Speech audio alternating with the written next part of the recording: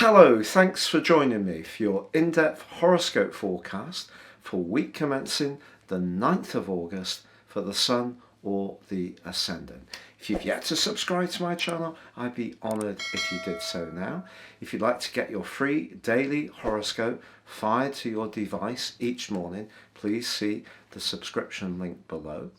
Or if you'd like to ascend above your zodiac sign, embrace more serious astrology based on your time, date and place of birth, please check out my 30% off special offer for a year's forecast and your character analysis, and gain searing insights on what really makes you tick. Again, please see the link below.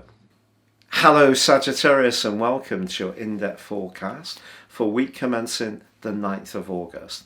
Last week's new moon continues to be very potent as we make our way into this week, but it was setting you a little bit of a conundrum, because on one hand there's a sense you want to change something, but you might not have been absolutely sure of what exactly it is you should be changing, because with Uranus in your sector of work and life patterns, the order of your situation, and making you feel quite restless and perhaps even a little ungrounded, you may have found yourself sort of not quite sure which direction you should really pitch towards in order to create that extra sense of excitement.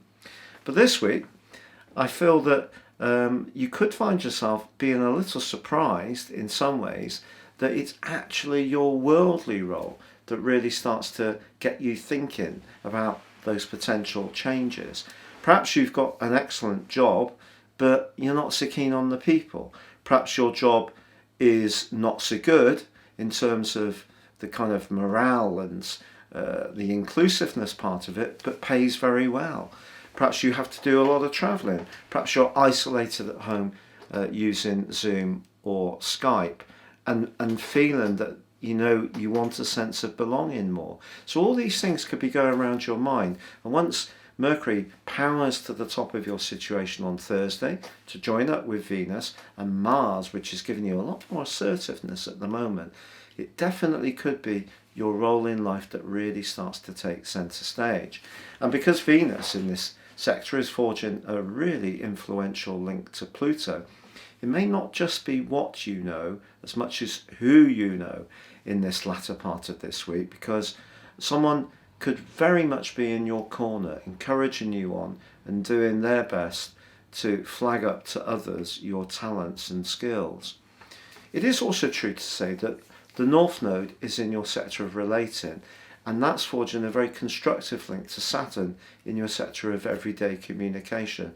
So don't be surprised if you do have a very solid conversation with someone this week that gives you a lot of uplift.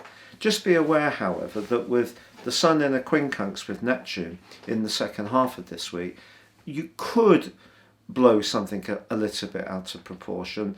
That's probably best just don't give it energy. Do not oxygenate.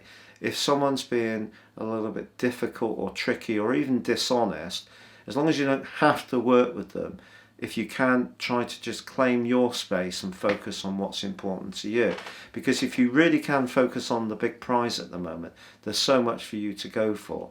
Now, the quarter moon right at the end of the week just suggests that that need to keep focusing on what's really key is just a reminder again, because it's in your 12th house, 12th v 9th. Things can sort of take on a life force of their own.